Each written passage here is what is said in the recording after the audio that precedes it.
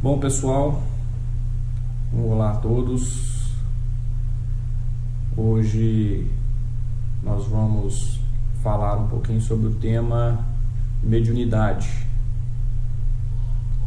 Para aqueles que não estão familiarizados com o termo, mediunidade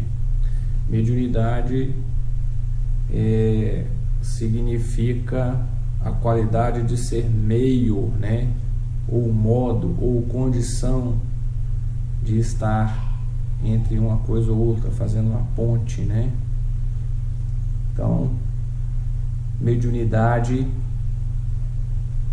para nós espíritas seria o processo pelo qual ocorre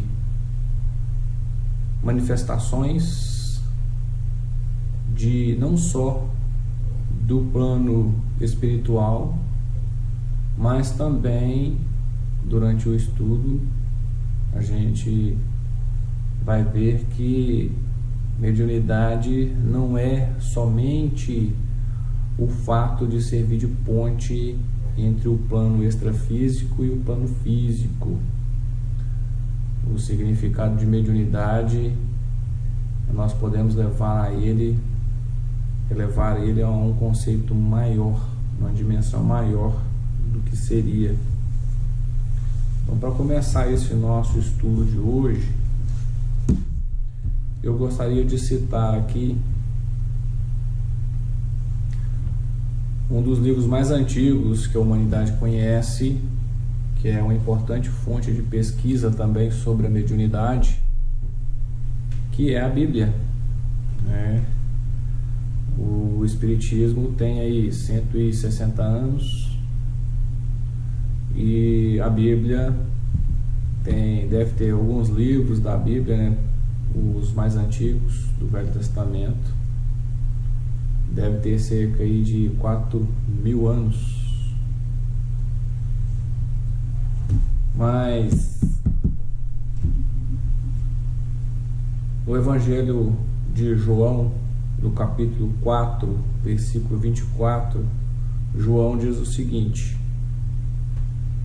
Deus é Espírito, e os seus devem adorá-lo em espírito e verdade. Então nós temos uma afirmação no Novo Testamento que Deus seria Espírito, E no caso João nos faz um alerta aqui que a gente deve adorá-lo ele em espírito e verdade. Ou seja, não adianta a gente querer adorar a Deus nas coisas materiais, dando mais ênfase à matéria. Se nós também somos espíritos, nós temos que adorar a Deus mediante a nossa espiritualidade, a nossa essência realmente.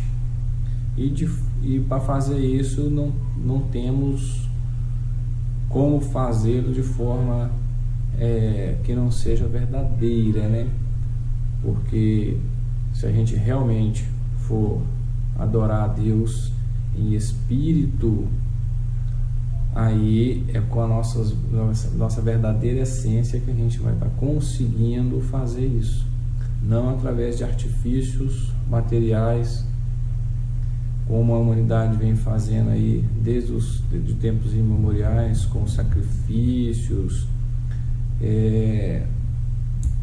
com às vezes até hoje com promessas em que a gente nos castigamos de forma incorreta, sendo que o melhor sacrifício a Deus seria o sacrifício moral, Nós vencermos as nossas más tendências, nos tornando pessoas melhores, não só nos privando de coisas e bens materiais, E em carta aos Hebreus, Paulo de Tarso fala o seguinte, no capítulo 1, versículo 14: Não são todos os anjos espíritos ao serviço de Deus? que lhes confia missões para o bem daqueles que devem herdar a salvação. Ou seja, em conversação com os hebreus, através de correspondência, Paulo de Tarso faz essa indagação a eles, né? Não seriam os anjos espíritos a serviço de Deus? Essas observações, gente, referente à Bíblia, eu estou fazendo em cima de uma Bíblia que eu tenho aqui em casa, uma Bíblia católica, tá? Ave Maria. Eu estou falando isso porque, dependendo às vezes da tradução de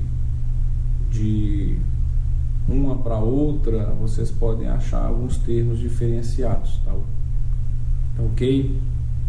Bom, então eu queria frisar bastante nesse início o seguinte, que Deus, sendo Espírito, né, e os anjos sendo também espíritos a serviço de Deus, nós podemos dar uma pequena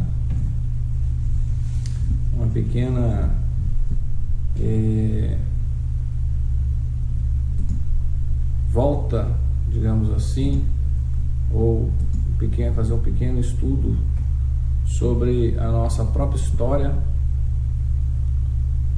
da humanidade. Gostaria de destacar aqui que a humanidade ela é uma só. Não só que encarnados entre as raças que nós conhecemos, seja ela preto, branco, amarelo, vermelho,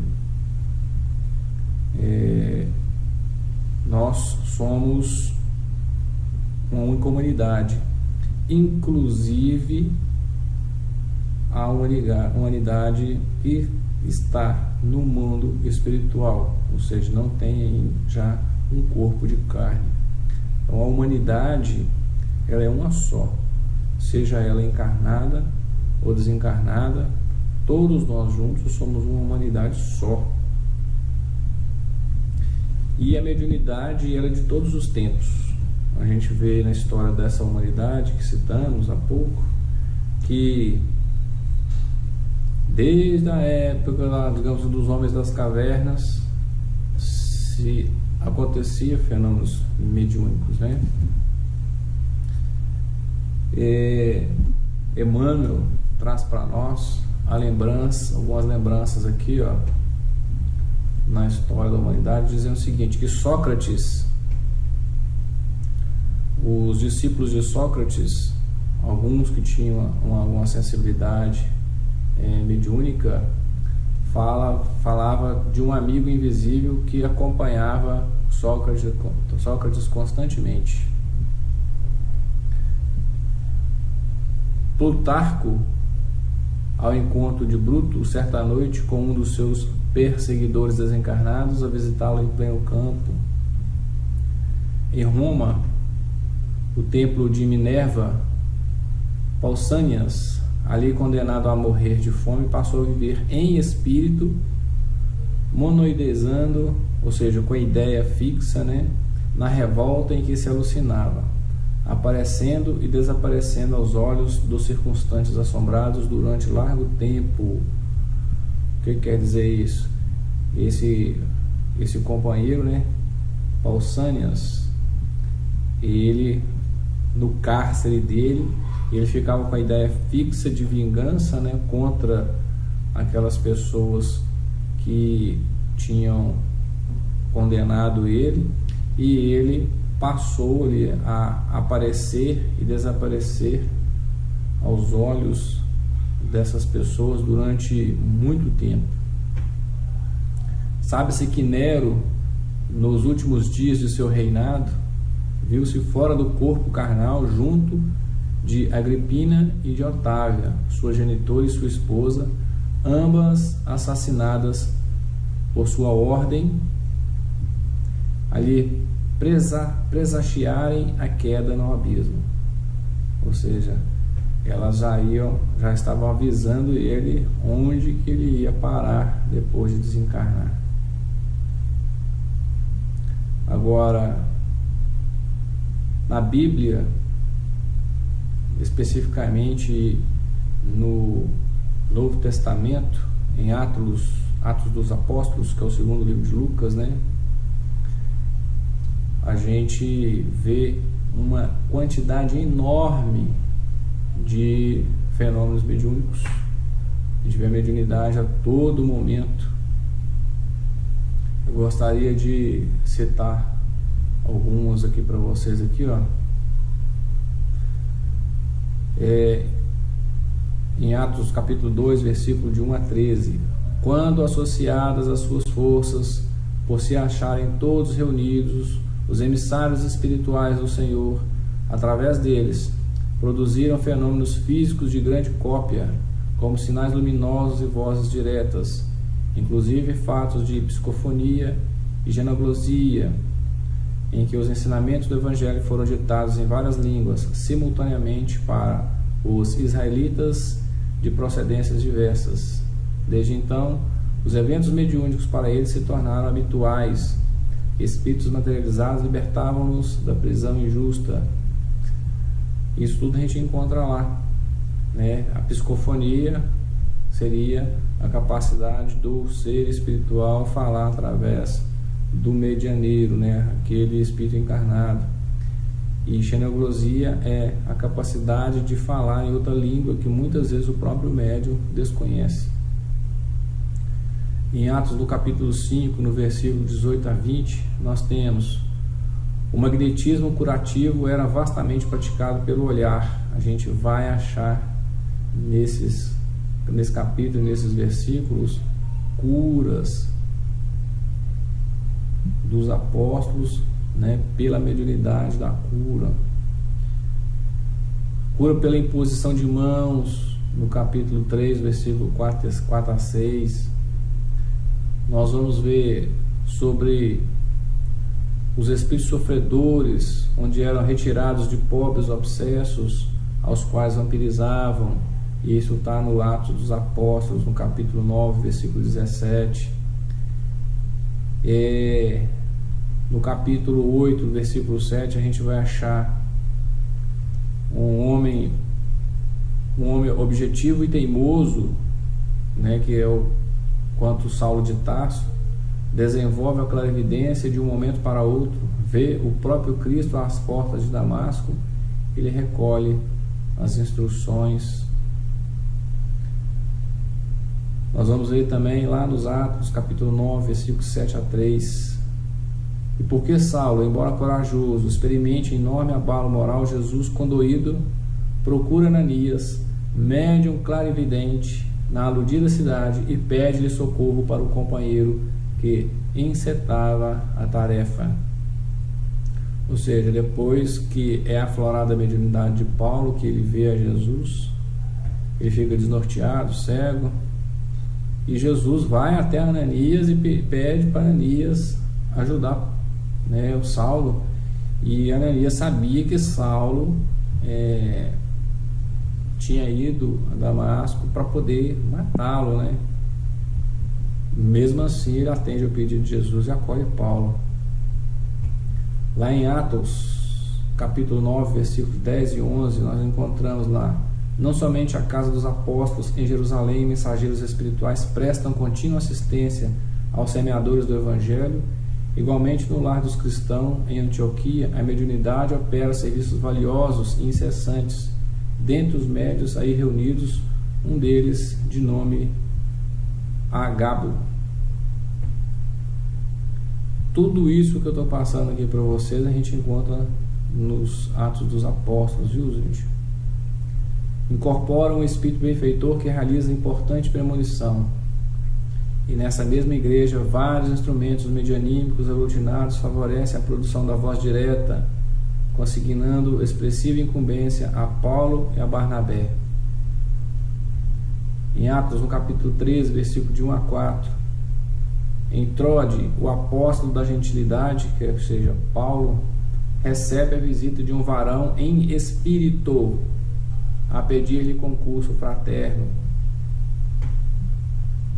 Então nós temos uma gama de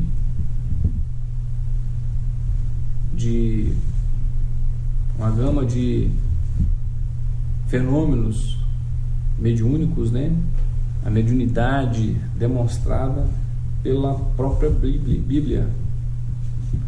Um caso interessante que está no Antigo Testamento agora, no livro 1 de Samuel, onde Saul, e por falar nisso, quem já estudou, já leu a Bíblia, pode verificar novamente se quiser, que Saul, ele sempre andava com um médium do lado, um jovem médium.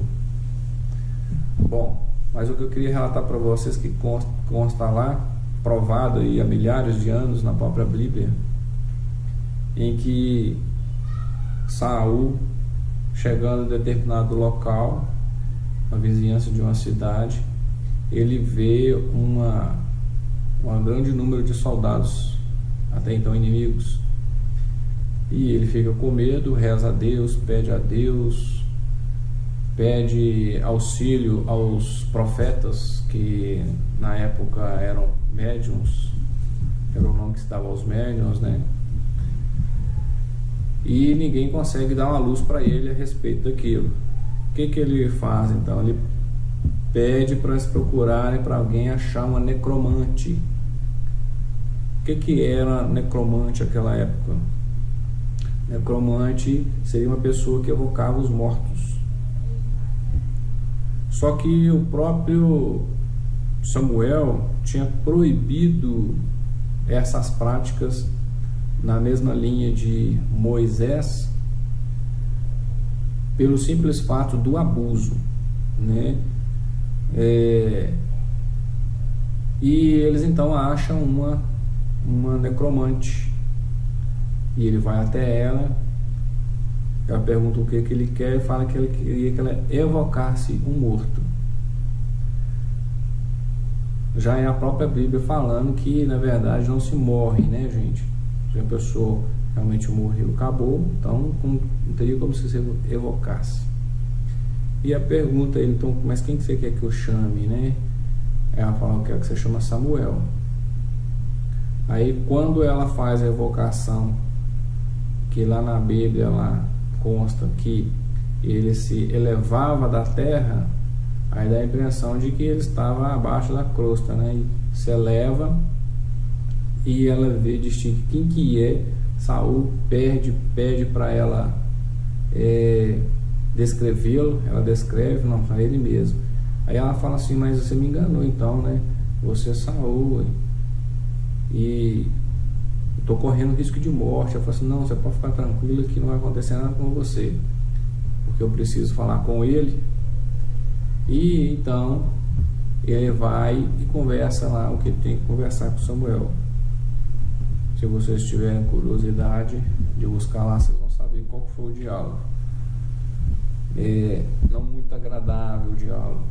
Aí faz a gente questionar, em muitas passagens da Bíblia, onde uns falam que estavam falando com Deus, muito provavelmente seria algum espírito, tipo no caso do Samuel aí, que tinha orientado a Saul a entrar numa cidade e matar homens, mulheres, crianças e até os animais. Aí a gente fica pensando assim, que Deus seria esse, né? Por isso que Jesus, conversando muitas vezes com os fariseus, falou assim, o Deus seu não é o mesmo Deus meu, no sentido assim de o tipo de Deus que acreditavam. Muitas vezes nós acreditamos num Deus que nós construímos, que nós criamos, não no Deus que nos criou. Tem toda uma diferença aí, né? Bom, dito isso, a gente observa que a mediunidade, ela está presente na vida da humanidade de todos os tempos. E o que veria? Então, quem é que faz, ou quem é que serve como intermediário nisso? A pessoa que serve como intermediário, Kardec deu o nome de médium, que seria esse indivíduo que consegue fazer essa ponte entre um lado e o outro. No livro dos médiuns, que é um manual do evocador, que Kardec escreveu para aqueles que quisessem estudar e aprender sobre como lidar com o mundo espiritual através dos médiuns, ele coloca lá no capítulo 14 que médium seria todo o indivíduo que sente em um grau qualquer a presença dos espíritos ou de espíritos. O interessante é observar que ele fala que essa capacidade de sentir espíritos, ela é uma coisa inerente ao ser humano. Ele fala que praticamente todos nós sentimos os espíritos. Só que ele faz uma observação importante, que nem todos que percebem ou sentem os espíritos conseguem servir de intermediários entre esses espíritos e o plano físico propriamente dito, o que atualmente no movimento espírita a gente chama de médium ostensivo. Vou dar um exemplo para vocês interessante. Como a gente procura estudar e auxiliar aquelas pessoas através do conhecimento, eu recebo às vezes muita gente dos estudos que chega assim para mim falando que, olha, me falaram que eu sou médium, então eu estou aqui para estudar. Aí eu falo assim, alguém falou que você é médium? Quem falou? Foi fulano de tal. Mas qual que é a sua mediunidade? Não, a pessoa não me falou, só falou que eu tinha que estudar. Mas por que você acha que você é médium? E por que aquela pessoa acha que você é médium? Não, é porque eu ando sentindo algumas coisas, tal. Aí a pessoa foi me implicar um passe e falou que aquilo era mediunidade e que eu era médium.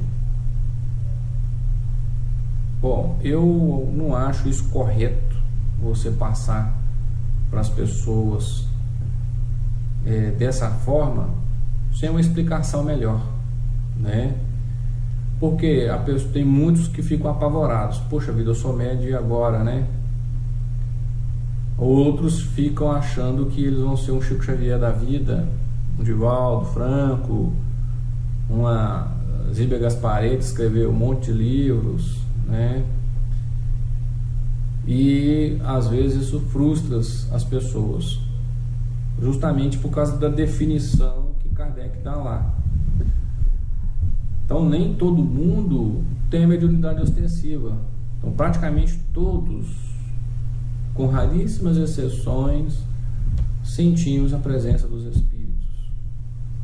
Só que se você simplesmente sentir os espíritos de alguma forma, não quer dizer que você seja médium ostensivo, não quer dizer que ele haja a mediunidade ostensiva, que é aquela na qual a pessoa consegue produzir algo.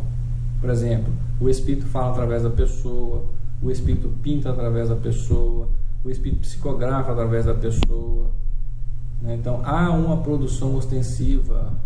O espírito às vezes cura através da pessoa.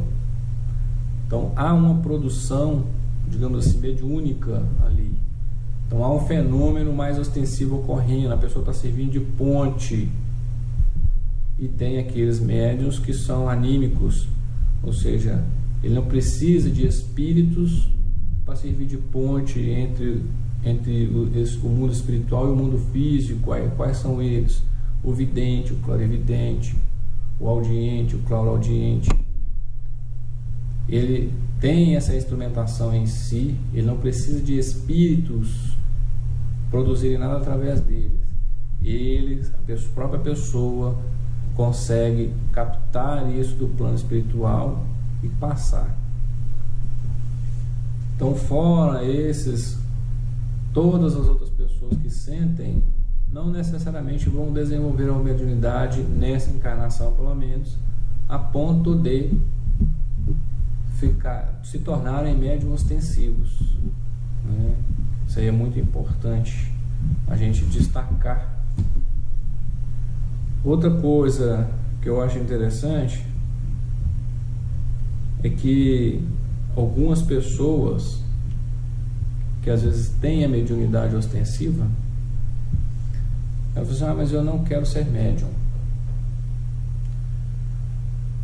A doutrina espírita esclarece para nós que a mediunidade ostensiva, ela vai chegar, ela é como se fosse uma potencialização do ser humano. Ou seja, vai chegar um tempo em que todos nós, sem exceção, vamos ter uma certa ostensividade mediúnica. É como se, à medida que a gente fosse desenvolvendo, enquanto seres humanos, desenvolvendo a nossa capacidade intelectual, a nossa capacidade moral, o nosso próprio físico, que ainda está em desenvolvimento ainda, nós vamos potencializando, digamos assim, esse órgão sensorial, em que um dia todos nós vamos ter uma sensibilidade mediúnica mais exacerbada, mais ostensiva. Isso não quer dizer que todo mundo vai sair dando passividade. Essas mediunidades ostensivas que nós temos hoje, elas são ensaios ainda, né, para esse tipo de mediunidade que eu estou falando. O que eu quero dizer é que vai chegar um tempo em que, como já existe em outros mundos que a espiritualidade nos fala, onde a população encarnada conversa, vê, interage com o plano espiritual com muito mais facilidade, mais tranquilidade, sem medo, sem tabus do que é hoje, né? Porque praticamente todos têm uma mediunidade ostensiva e para eles é uma coisa normal, uma coisa comum. Então nós vamos chegar todos um dia a esse ponto. Bom, então atualmente nós passamos aí por esse desenvolvimento de cada um de nós. Por que então que todos não têm a mediunidade ostensiva? É justamente por causa disso. A espiritualidade nos esclarece que o médium ostensivo é aquela pessoa que ela vem já com essa predisposição tanto orgânica quanto espiritual, e ela vem como uma ferramenta para poder auxiliar este ser e todos aqueles que estão à volta dele.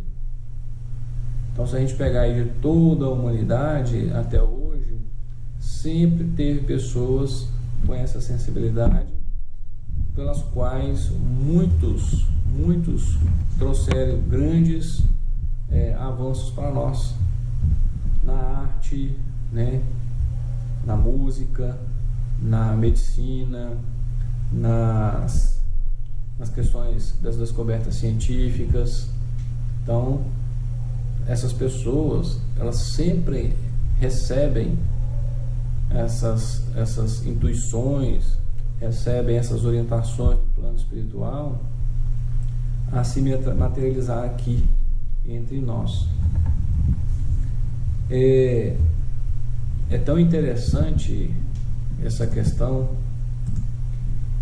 e nós não nos apercebemos muitas vezes, achando que a mediunidade é uma coisa muito assim, restrita aos médiuns, digamos assim, ostensivos.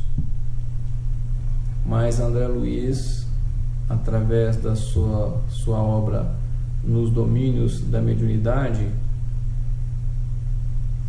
ele abre esse campo de visão e entendimento nosso de uma maneira fantástica.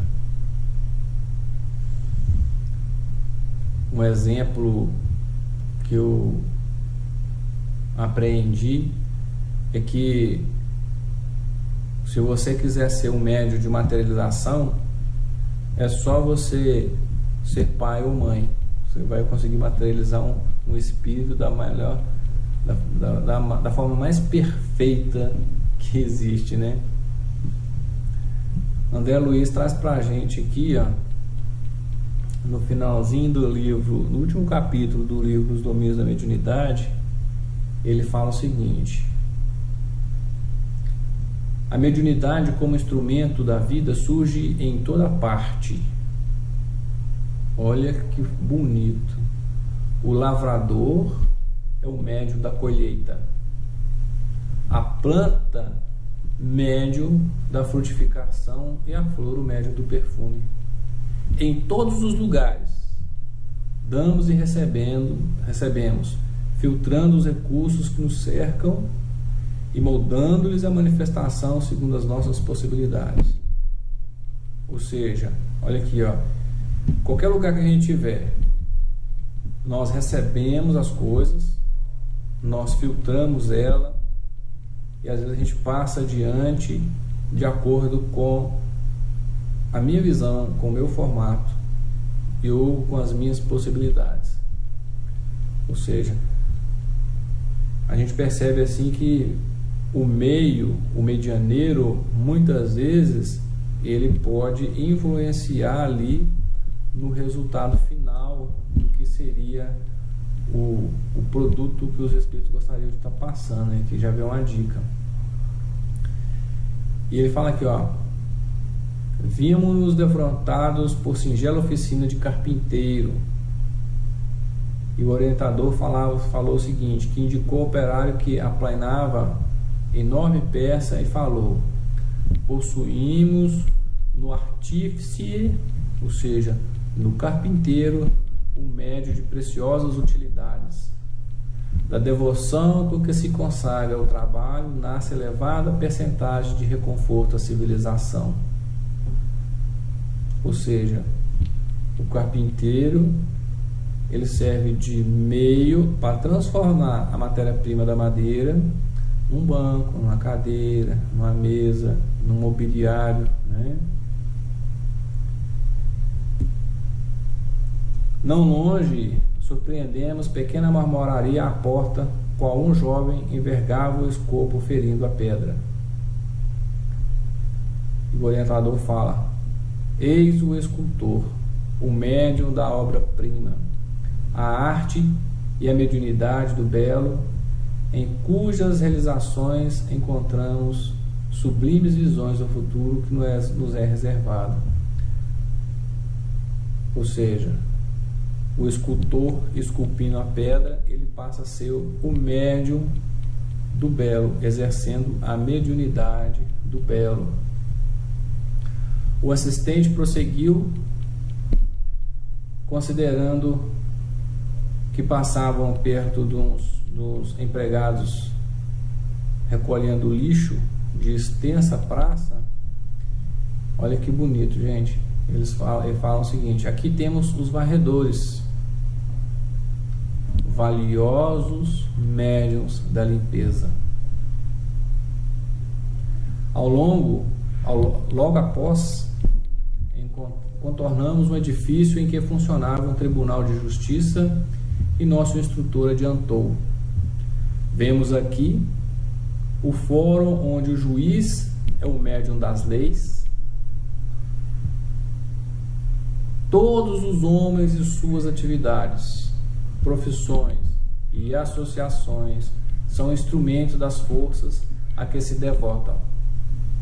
Produzem de conformidade com os ideais superiores ou inferiores em que se inspiram, atraindo os elementos invisíveis que os rodeiam, conforme a natureza dos sentimentos e ideias de que se nutrem. Às vezes, as pessoas me perguntam assim, quando chegam à conclusão de que não tem aquela mediunidade ostensiva, aí alguns me perguntam assim: Maxwell, para que estudar a mediunidade então, se eu não tenho a mediunidade ostensiva? Aí, através, inclusive, desse estudo de hoje, a gente observa que é o seguinte: na realidade, a mediunidade está em tudo. Em tudo. A todo momento nós somos meio de alguma coisa. A todo momento nós aprendemos algo, captamos algo, recebemos algo e de alguma forma passamos aquilo para adiante. Não é à toa que André Luiz traz para a gente aquelas mensagens fantásticas ali, onde o varredor de rua é o médico da limpeza, o médico é o médico da saúde, né? O terapeuta é aquele que leva a saúde, o professor é o médium do ensino, da instrução, o juiz seria o meio pelo qual a lei se faz presente. Então, em todos os momentos da nossa vida, tudo aquilo que a gente se dedica, nós atraímos para nós forças invisíveis equivalentes. É o que disse Eli. Entendamos então o seguinte, que quando eu me dedico a uma boa causa, digamos assim, tenho bons sentimentos, boas ideias e trabalho naquilo ali, vou receber auxílio e influenciação para aquilo ali que se concretize, se realize. Da mesma forma, se do caso contrário eu alimentar em mim maus sentimentos, maus pensamentos, eu também vou estar atraindo forças invisíveis equivalentes àquilo, e que vai juntar forças comigo ali naquele sentido. Por isso que nós temos que ser vigilantes. Então, gente, a mensagem que eu gostaria de passar para vocês hoje a respeito da mediunidade é que ela não está restrita ao papel de uma pessoa ser médium. A mediunidade está presente na nossa vida em todos os momentos. Eu acredito, por exemplo, que a gravidez ela é um ato mediúnico de 9 meses. Se a gente for estudar mais aprofundado o que a literatura espírita traz sobre isso, a gente vai perceber que o útero materno é a câmara de materialização do espírito, e onde a mãe, durante o processo da gestação, ela tem a capacidade de auxiliar em muito aquele novo ser que está materializando ali, na forma de um bebê, né, que vai depois crescer, se tornar um adulto, viver suas experiências. Ela tem um papel fundamental no auxílio à formação daquele novo corpo, mesmo que inconscientemente. Então, assim, tudo na nossa vida, a nossa própria vida é um ato mediúnico, se a gente for observar. Por quê? Porque nós, em essência, somos seres espirituais, somos espíritos. O corpo físico, ele é apenas um veículo sensório em qual eu, espírito, me manifesto e através dele colho as sensações que vão fomentar em mim a capacidade de aprendizagem, de conhecimento, né? Então, a própria vida aqui em si, ela também é um ato mediúnico.